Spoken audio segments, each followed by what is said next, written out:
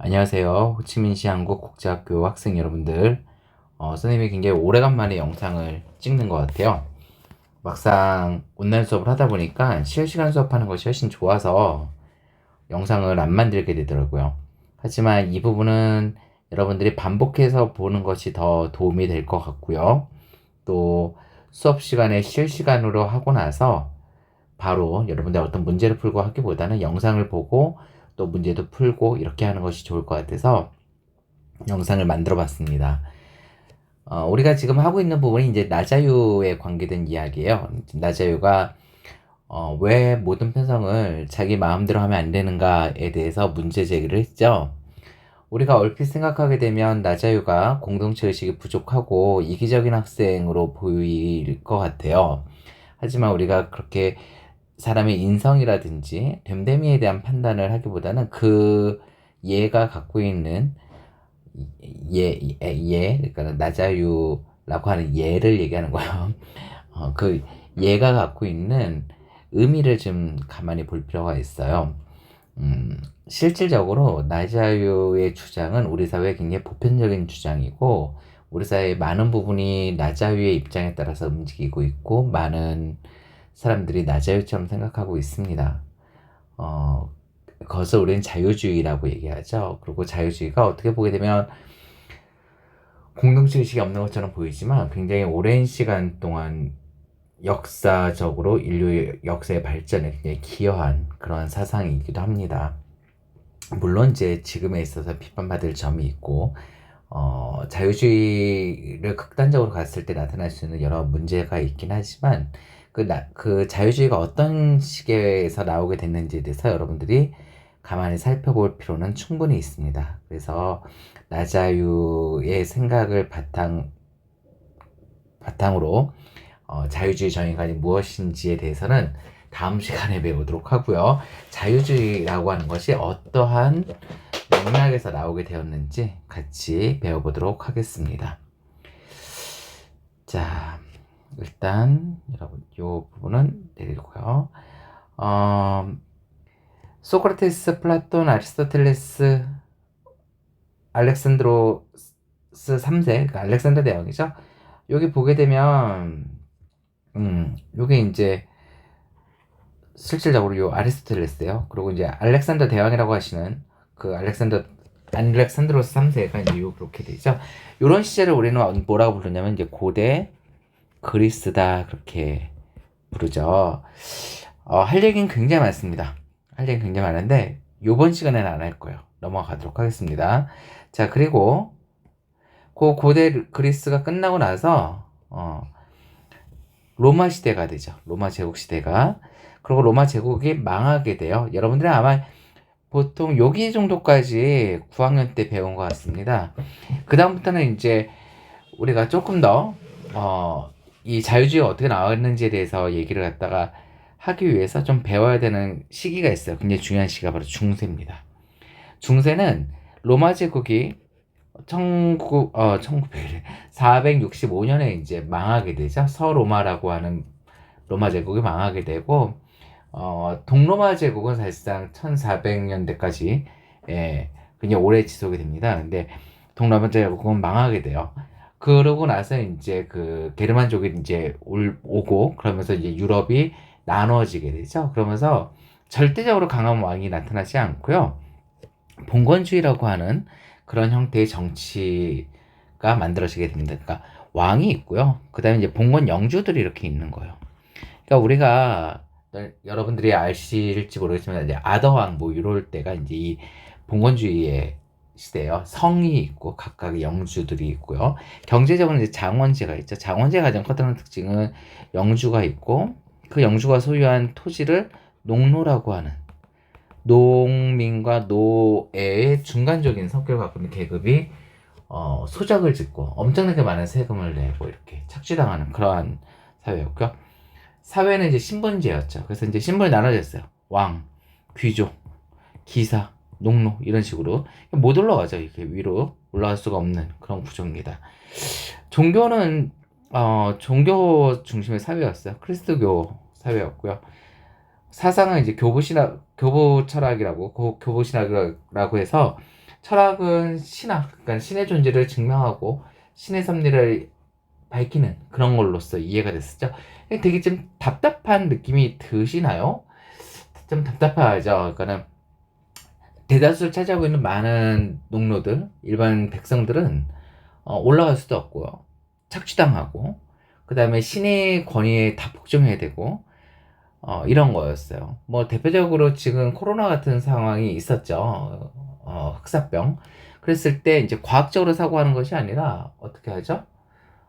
신의 노염을 해결하기 위해서 다시 교회에 모이고, 교회에 모여가지고 다 같이 전염병을 서로 퍼뜨리고 죽고, 이제 이러한 상황이었습니다. 근데 굉장히 답답한 그런 느낌이 들죠. 하지만 그러한 긴 시간 동안, 그 중세 시대 동안 그래도 근대로 발전될 수 있는 다양한 어떤 움직임들이 나타나게 돼요. 그런 것들이 이제 과학기술의 발전이라든지 각종 철학이라든지 인쇄술이라든지 그러면서 이제 사람들의 머리가 굉장히 깨우쳐지게 됩니다. 그것이 단적으로 일어난 것이 이제 르네상스예요. 요 그림은 여러분들 작년에 배웠겠지만 이제 라파엘로라고 하는 사람이 그린 아테네 학당이라고 하는 그림이죠. 예, 보시게 되면은 여기 하늘을 가리키고 있는 사람이 이제 플라톤일 테고요. 땅을 가리키고 있는 사람이 아리스토텔레스 테고요. 요 그림에 나타나고 있는 것은 뭐냐면은 이제 그리스의 각종 철학자들이 곳곳에 있어요. 뭐 피타고라스도 있고요. 뭐 디오게네스도 있고요. 뭐 이제 각각 전부 다 이게 나타난다고 하죠. 다시 말해서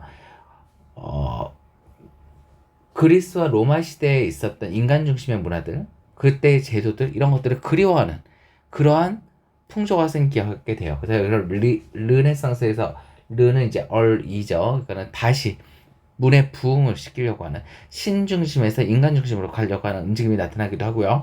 그 다음에 대항해 시대가 나타나기도 하죠. 콜럼버스가 이제 1492년에 신항로를 개척해서 아메리카 대륙을 발견한 건 아니죠. 사실 거기 살고 있었으니까 항로를 개척한 거죠. 항로를.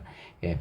그러기도 했었고 각종 과학에 대한 증명들, 뭐 지동설이라든지 이런 것들이 막 나타나게 되죠. 그러면서 사람들 머리가 깨이게 돼요. 깨일 준비가 되고 있죠. 예.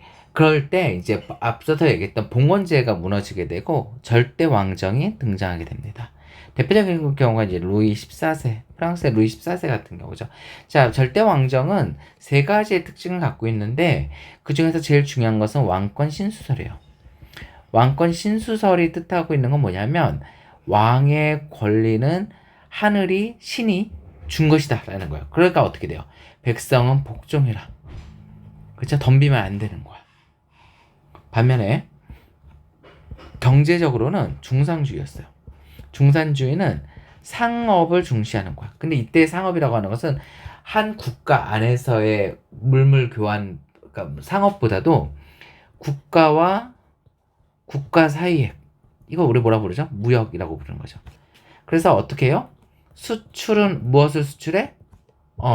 다른 나라가 우리의 원료를 갖고 물건을 만들게 되면 경쟁을 하잖아요. 그러니까 원료는 수출하면 안 돼. 무엇을 수출해야 돼? 완제품을. 반면에 수입은 다른 나라의 완제품을 갖고 오게 되면 우리의 나라의 산업이 무너지게 돼. 그러니까 뭐만 갖고 와? 원료만. 자, 이러한 것을 통해서 국가의 부를 늘릴 수 있다라고 하는 주장이 나오게 됩니다. 그게 이제 중상주의예요. 그러면 다른 사람이 무역을 하는 것을 국가가 어떻게 하는 거야? 강력히 통제하는 거죠. 자기 나라의 산업을 지키기 위해서 이제 보호무역을 하게 되는 거예요. 그렇죠? 자, 여기서 중요한 건 뭐냐면 개인의 경제 활동에 무역이라고 하는 부분에 국가가 굉장히 강력하게 간섭을 하고 있다는 거야. 다시 말해서 국가가 개인에 비해서 굉장히 강력한 힘을 갖고 있다는 거죠. 근데 이런 것들에 대해서 답답함을 느낀 사람들이 있었어요. 누구냐면은 사회개혁설을 주장한 철학자들이었죠. 홉스라든지 로크라든지 루소는 이렇게 얘기를 합니다. 뭐라고 얘기할까요? 개인 플러스 개인이 모여서 뭐가 되는 거야? 국가가 되는 거야. 그러니까 국가가 있어서 왕을 신이 만들고 그 다음에 국민이 생기는 게 아니라 국민이 먼저 있는 게 너무 당연하잖아요, 사실. 국민이 먼저 있는데 같이 살다 보니까 저기서 호랑이가 달라들기도 하고 홍수가 나기도 하고 뭐 살기가 힘들어. 다른 옆에 있는 마을에서 쳐들어오기도 하고 뭐 살기가 힘들어. 그러니까 우리가 힘을 모아줄 테니까 너에게 복종할 테니까 너는 우리의 안전을 지켜라. 우리가 잘 살 수 있도록 해달라. 대신 우리는 세금을 내겠다. 이렇게 계약을 맺었다는 거예요. 그러다 보니까 개인과 개인 간에 어떤 개인이 갖고 있는 자연권, 태어나면서부터 갖고 있는 권리들, 천부인권, 하늘이 부여한 권리들, 양도할 수 없는 것들, 이런 것들, 대표적인 게 뭐가 있을까요? 자유와 평등권이라는 거죠. 이런 것들을 개인이 갖고 있다라고 하는 생각이 나타나게 됩니다. 특히 이 자유에는 재산권 같은 게 들어가요. 재산권. 그래서 이 재산권이 프랑스 인권선언문에 명시되기도 하죠. 자, 그리고 칸트가 나오게 되는데 이 칸트도 되게 중요하기 때문에 뒤에 이제 롤스랑 연결을 시키기 위해서 빼놓기도 했었고, 그 다음에 어떤 것이 도덕적인 것인가에 대해서 판단할 때도 이 칸트 얘기를 갖다 할 수밖에 없는데, 칸트는 정언명령이라고 하는 것을 주장하게 돼요. 정언명령은 가언, 다시 말해서 만약 뭐뭐라면, 만약 행복에 도움이 된다면 그것은 도덕적인 것이다, 바람직한 것이다, 좋은 것이다가 아니라 옳기 때문에 옳은 것, 바르기 때문에 바른 것이 있다는 거예요. 그렇기 때문에 무조건적으로 반드시 어떻게 해야 한다는 거죠. 그러면 사람마다 반드시 그것이 도덕적이기 때문에 그렇게 해라 라고 할 만한 게 뭐가 있겠어요? 그것은 바로 양심에 시키는 거라는 거예요. 하늘의 별처럼 빛나는 양심에 따라서 하게 되는데, 그 양심이라고 하는 것이 사람들마다 다 다르면 문제가 생기잖아. 그래서 어떻게 하는 거야? 네가 원하는 원칙이, 너가 생각한 원칙이 보편적으로 다른 사람들에게 적용이 가능한 것이라고 한다면 그것은 정언명령으로 할 만하다는 거죠. 그 중에 대표적인 것이 뭐예요? 인간을 수단으로 삼지 말고 목적 그 자체로 삼으라는 거예요. 자, 그러면 여기서 나타난 두 가지의 도덕적 근거가 있습니다. 하나는 양심이고 하나는 뭐예요? 도덕적 추론 능력이에요. 그것이 옳기 때문에 옳다라고 생각할 수 있는 거. 인간의 이성이라는 거죠. 근데 이성은 누가 갖고 있어요? 모든 인간이. 그렇기 때문에 인간은 자율적으로 사고할 수 있고, 자유죠. 모든 사람이 다 갖고 있기 때문에 평등한 존재라는 거예요. 이런 생각들이 보편적으로 나타나기 시작을 합니다. 그런 것들을 우리는 뭐라고 부르냐면은 계몽주의라고 얘기를 하죠. 계몽주의라고 얘기하죠. 자, 그 다음에 이때쯤 나타난 게 이제 산업혁명과 국부론이에요. 국부론은 앞에서 얘기했던 중상주의하고 느낌이 달라요. 중상주의는 어땠죠? 국가가 중심이 된다 그랬어. 그런데 국부론은 국가가 들어갈 틈이 없어요. 왜 그렇죠? 보이지 않는 손이, 다시 말해서 이게 뭐죠? 가격이라는 거예요. 사람들의 이기심이 사람들을 더욱더 열심히 경쟁하게 하고 분업하게 하고 협업하게 하고, 그럼으로써 국가의 부가 증가한다고 주장하게 되는 거죠. 따라서 이는 자유방임으로 이어지게 돼요. 자, 지금 자유와 관련된 얘기들이 몇 개 나왔네요. 그쵸? 사회계약서 어때요? 개인과 개인이 국가를 만들었다. 정언명령, 인간은 자유롭게 이성을 통해서 사유하고 이성을 다 갖고 있는 사람들은 평등한 존재들이다. 국부론, 막상 살펴보니까 국가의 부를 가져오는 것은 중상주의가 아니라 국가 개입이 아니라 개인들의 자유로운 경제활동이다. 이게 뭐가 만들어졌어? 자유라고 하는 가치가 굉장히 중요하다라고 하는 것이 만들어졌죠. 그리고 그러한 분위기 속에서 시민혁명이 나타나게 됩니다. 그래서 영국의 이 그림은 뭐예요? 교과서에 있는 그림이죠. 예. 1신분, 성직자, 2신분 귀족, 3신분, 이 제3신분들이 가난한 어떤 농민들, 노동자들, 하층 뭐 이런 사람들이 그 몇 명 안 되는 1신분과 2신분을 먹여 살리고 지탱해야 되는 그러한 것을 보여주고 있죠. 그래서 이제 영국의 명예혁명, 그다음에 프랑스 대혁명, 미국의 독립혁명을 통해서 어떤 체제가 만들어져요? 민주적인 질서들에 대한 강조들이 나타나게 되죠. 그러면서 각종 선언들을 하게 됩니다. 근데 이 선언에 공통적으로 들어간 게 뭐예요? 인간의 자유라고 하는 부분과 평등이라고 하는 부분이에요. 자, 그리고 여러 가지 프랑스 혁명의 과정들, 그다음에 영국 혁명의 과정들 이런 것도 있지만 이제 여기서 주된 내용은 중요한 것은 보게 아니기 때문에 넘어가고요. 그다음에 이제 산업혁명에 대해서 얘기를 조금 해봐야 돼요. 산업혁명은 인간의 노동력을 어떻게 해요? 기계로 대체하는 거예요. 근데 기계를 우리는 영어로 뭐라고 하냐면은 아까 그 경제학에서 뭐라고 하냐면 생산수단이라고 해요. 생산수단. 우리 기계를 살려면 뭐가 필요해요? 돈이 필요하죠. 돈을 영어로 유식하게 캐피탈이라고 부르죠. 예. 자본이라고 부르는 거죠. 자본. 그래서 캐피탈리즘이라고 하는 것이 자본주의가 되는 거죠. 인간의 노동보다 더 중요한 것이 이제 뭐가 된 거예요? 자본이 되게 한 거야. 큰 공장에서 기계로. 그러다 보니까 기계가 이렇게 움직이고 있으면 노동자들이 한 명씩 붙어 있어. 기계가 돌아가는 것에 따라서 노동자들은 같은 일만 반복하게 돼요. 다시 말해서 인간이 노동을 통해서 무언가를 만드는 데 있어서 과거에는 내가 만들었다고 한다면 지금은 나는 하나의 역할만 할 뿐이지 내가 만든 생산물로부터 소외되는 인간 소외 현상이 발생하게 되는 거예요. 인간이 하나의 기계적 부품이 돼버린 거죠. 그러면 자본가들은 노동자들을 통해서 이득을 얻게 되는데 어떤 이득을 얻게 돼? 어떻게 해야지 이득을 크게 만들 수 있을까요? 그건 아주 쉬워요. 어떻게 하면 만들 수 있어? 임금을 적게 해주고 많은 노동을 시키면 돼. 이해가 되십니까? 그것이 바로 이제 노동 착취가 되는 거죠. 굉장히 어린 아이들이 5살, 6살, 7살, 12살 이런 아동들이 공장에서 일을 하다가 죽었고 하루에 16시간씩 노동을 하고 이런 시대였어요. 이에 대해서 굉장히 문제를 해결해야겠다고 하는 여러 가지 운동들이 나타나게 된다. 그것이 이제 사회주의 운동으로 나타나게 돼요.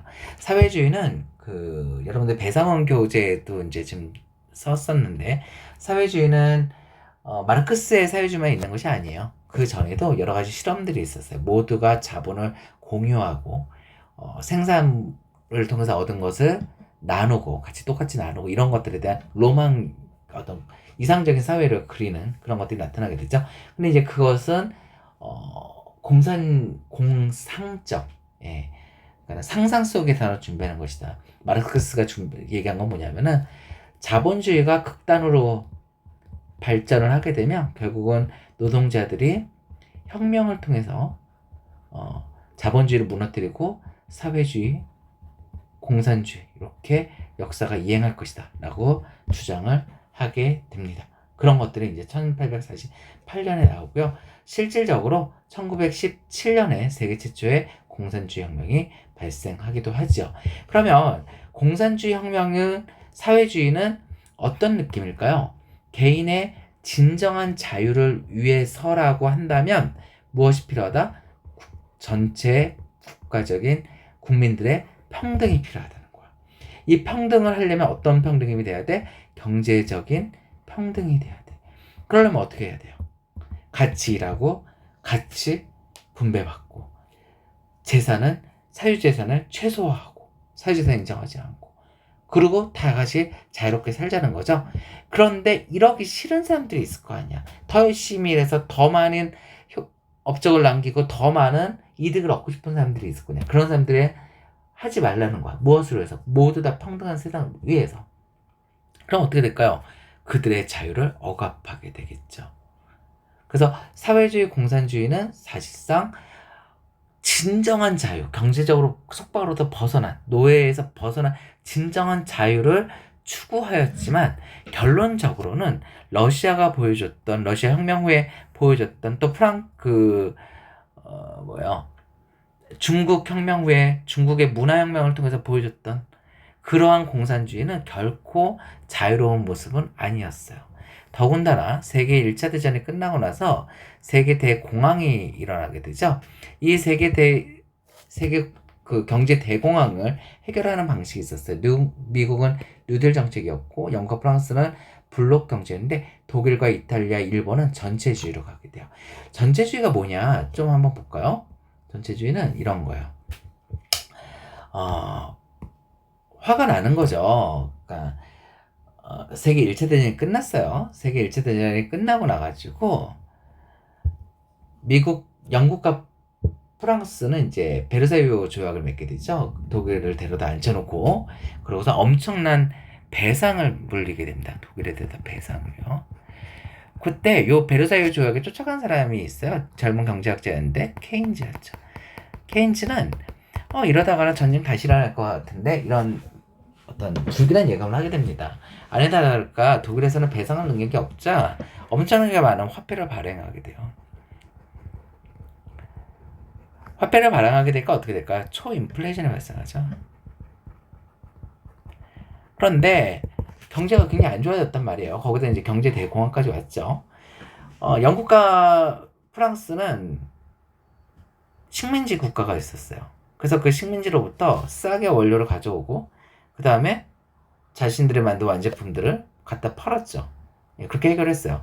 미국은 사람들이 이제 경제 대공황, 돈이 없어가지고선 막 남아 도는데도 살 수 없는 그런 상황이었어요. 그래서 어떻게 하냐면은 뉴딜, 테네시강 유역을 개발하게 되죠. 그러면 노동자들을 고용하고요. 노동자들에게 월급을 주고 그랬더니 그 월급 받던 거 갖고 물건을 사고 그래서 재고가 사라지게 되고 다시 기업들은 노동자들을 고용할 수가 있고 이렇게 만들었죠.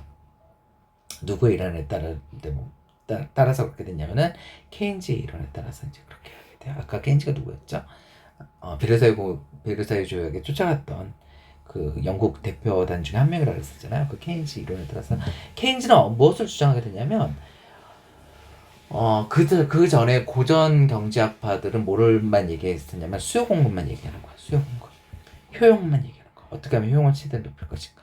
이런 개인적인 차원에만 고민한 거죠. 그런데 국가적인 차원에 그것은 이제 거시 경제학이라고 얘기하는 거죠. 국가적인 차원에서 어떻게 세금을 거두는 건 사실이잖아요. 어떻게 세금을 거두지 않느냐에 따라서 경제가 달라진다는 거예요. 세금을 어떻게 쓰느냐에 따라서 달라진다는 거죠. 그래서 국가라고 하는 것은 하나의 경제 주체로 상정을 하게 되고 어떻게 재정 정책을 통해서 경제를 조절할 것인가에 대해서 설득력 있게 설명을 하게 됩니다. 그리고 이 케인즈의 거시 경제학은 나중에 1950년대, 60년대, 70년대까지도 굉장히 널리 퍼지게 되고요. 지금도 뭐 케인즈 경제학파는 하고 있죠.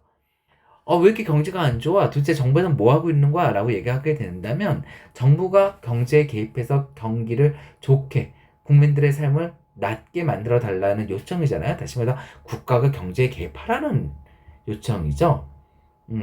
그런 것들에 대해서 다양한 근거들이 다 케인즈인 거죠. 지금 재난지원금 주게 되면 소비를 진작시키고 그럼으로써 경제가 계속 유지가 될 수 있을 거예요. 전부 다 케인즈적인 마인드예요. 자, 그런데 그럴 힘이 없었던 나라가 있었다는 거죠. 그게 독일과 이탈리아와 일본이었어요.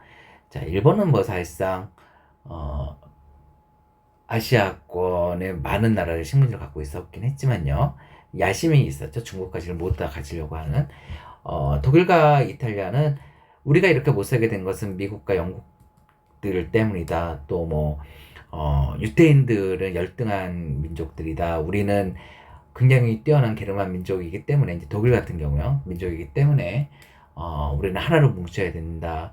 우리들의 이상과 우리들의 꿈, 우리들이 생각하고 있는 정신의 모든 것은 결국 국가로 나타나게 된다. 국가를 위해서라고 한다면 개인은 희생할 수 있다. 이제 이런 논리들이에요. 대표적인 것들이 이제 일본의 가미가제, 그 진주만 폭격을 할 때 신풍이라고 하는 어떤 그 전투기를 타고 가서 바람이 분다 애니메이션 바람이 분다에 나오는 그 전투기이기도 하죠. 그걸 타고 가가지고선 천안패와 만세 그러면서 이렇게 9.11 테러 때 건물에 부딪히듯이 항공모함으로 직진해서 자살을 했던 그러한 뭐 그것뿐만이 아니라 국가를 위해서 잠수함을 침몰시키기 위해서 어뢰를 품고 들어가는 그런 군인들도 만들기도 했었고 그렇다고 하죠.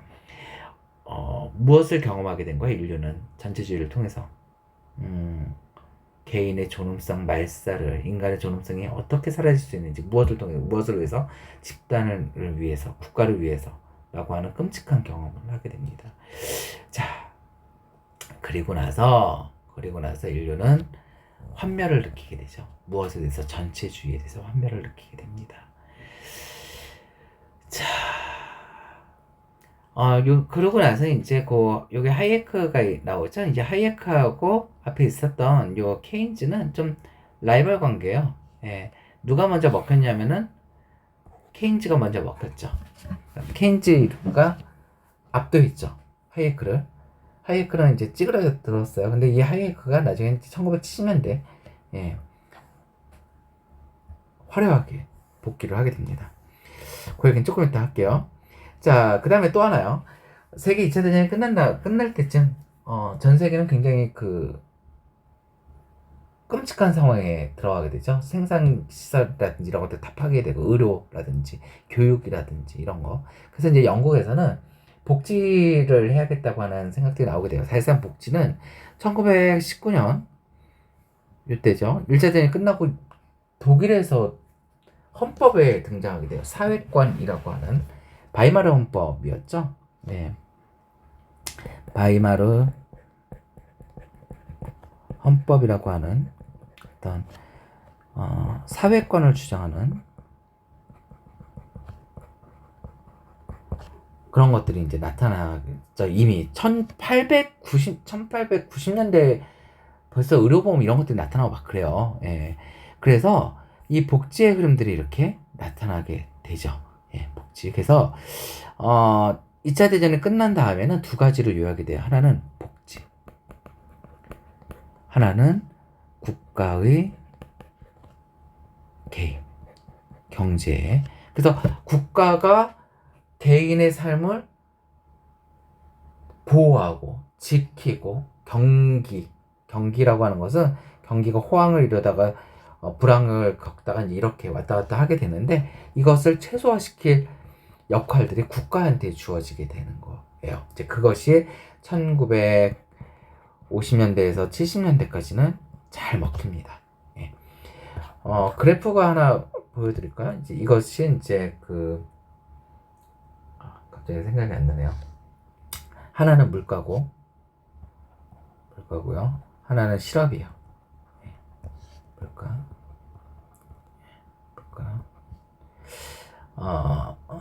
이 얘기는 나중에 합시다. 너무 복잡해진 것 같아요. 길어지고 있습니다. 자, 여기서 이제 우리가 베트남에 살고 있기 때문에 베트남 얘기 잠깐 썼는데요. 베트남 전쟁이 벌어지게 되죠. 근데 이 베트남 전쟁 때,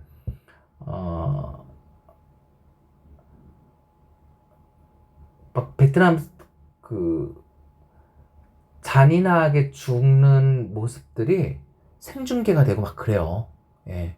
그래서 이제 미국 시민들이 왜 내가 징집을 당해야 되느냐 이러면서 이제 반대하게 되죠. 이제 그런 것들이 미국의 히피 운동이에요. 막 장화 신고 다니고 가죽 장화 신고 뭐 머리 안 감고 대마초 피고 마약하고 막 이렇게 자유로운 영혼들 막 이런 문화들이 막 나타나게 되기도 해요. 자, 1970년대가 되게 되면 생각났어요. 필립스 곡선이요. 예, 필립스 곡선입니다.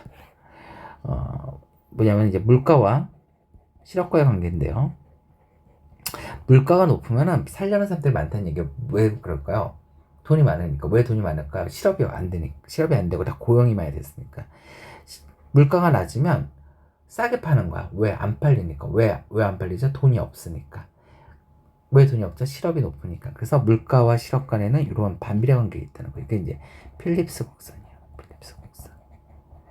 이렇게 물가가 높고 실업이 낮을 때가 이제 인플레이션 상황이고요. 그 다음에 실업이 높고 물가가 낮을 때가 디플레이션 상황이죠. 근데 문제가 된 게 어떤 문제가 생기냐면 오일 쇼크가 발생하게 돼요. 오일 쇼크. 또 할 얘기가 많지만 아무튼 중동 국가들이 미국 미국과 이스라엘에 대한 반발로서 이제 자원 무기화를 선언하게 되죠. 석유 감량을 하게 되고 그러면서 기름 가격이 천정부지 이렇게 올라가게 됩니다. 그래서 물가가 높아지게 돼요. 그렇죠? 기름을 사용한 모든 것의 물가가 높아지게 돼요. 물가가 높아지게 되니까 사람들이 어때요? 살 수가 없는 거예요. 그러니까 수요 견인 인플레이션 같은 경우는 살려는 사람이 많아서 발생하는 인플레이션은 괜찮아요. 그렇게 견딜만 해요. 근데 비용 인상 인플레이션, 비용이 비싸서 발생하는 인플레이션 같은 경우는 비싸지기 때문에 사람들이 살 수가 없어요. 그러면 어떻게 돼요? 고용을 줄이겠죠. 실업이 높아진 상황. 이러한 상황이 나타나게 되는 거예요. 이러한 상황을 스태그플레이션이라고 합니다. 정부에서는 보통 물가가 높을 때는 어떻게 해요? 정책을 쓰죠. 물가를 낮추기 위해서 어떤 정책을 쓸까요? 긴축 재정을 써요. 돈을 안 푼다는 뜻이에요. 국민들이 갖고 있는 소득을 뺏는다는 거예요. 그럼 물가가 떨어져요. 하지만 실업은 좀 늘어나겠죠. 어느 수준에서 이렇게 조절할 수가 있어요. 실업이 높을 때는요. 확대 재정정책, 확장 재정정책을 사용하게 됩니다. 그러면 정부에서 고용을 많이 늘리고 하다 보면 실업이 감소하겠죠. 대신 물가는 높아질 수 있죠. 여기서 왔다 갔다 정부가 조절할 수 있었단 말이야. 그런데 스태그플레이션은 이도 저도 안 되는 거야. 물가를 높이려고 물가를 낮추려고 긴축을 하다 보니까 실업은 더 높아지게 되고 실업을 줄이려고 확장 재정 정책을 실시하려고 하니까는 물가는 더 높아지게 되고 더 경제가 나빠지게 되는 상황이 된 거죠. 그래서 어떤 주장들이 나오게 돼요. 제발 내버려 둬라고 하는 주장이 나오게 됩니다. 그것이 신자유주의죠. 자, 1970년대 두 명의 아주 걸출한 철학자들이 있었어요. 한 명은 존 롤스고요. 한 명은 로버트 로직인데요. 이것은 다음 시간에 다시 얘기하도록 하겠습니다. 둘 다 하버드 대학 철학과 교수들이었고요. 롤스는 이제 정의론을 통해서 어떻게 자유와 평등을 둘 다 훼손하지 않고 그 가치를 공존하게 할 수 있어, 조화롭게 할 수 있을 것인가 였고요. 로버트 로직은 자유지상주의자라고 해요. 그러니까 복지든 뭐 이런 거 다 축소하고 세금도 강도랑 다를 바가 없는 것이고 개인의 자유를 침해하지 말아라 라고 하게 되죠. 요 이론과 함께 아까 누구였죠? 하이에크라고 하는 사람의 경제 이론이 1970년대 이 스태그플레이션 상황에서 먹히게 됩니다. 그래서 나온 것이 바로 이 두 명의 정치인이에요. 영국의 대처, 미국의 레이건. 그래서 보통 주의라고 하는 말들을 쓸 때는 굉장히 걸출해야 되지 쓰는 거거든요. 그래서 영국의 대처리즘, 미국의 레이건이즘이라고 하는 것들은 이즘이라고 하는 것을 쓸 만큼 아주 나름대로 굉장히 큰 국가 정책이었죠. 이런 것을 신자유주의라고 그래요. 앞에 있어서의 자유주의는 뭐였죠? 소극적 자유였죠. 네, 소극적 자유는 from이라고 그래요. freedom from. 그러니까는 국가로부터의 자유예요. 국가로부터 간섭받지 않을 자유인 거죠. 근데 신자유주의는 조금 느낌이 달라요. 아까 공리주의 같은 경우 얘기하다 말았었는데 공리주의는 최대 다수의 최대 행복이야.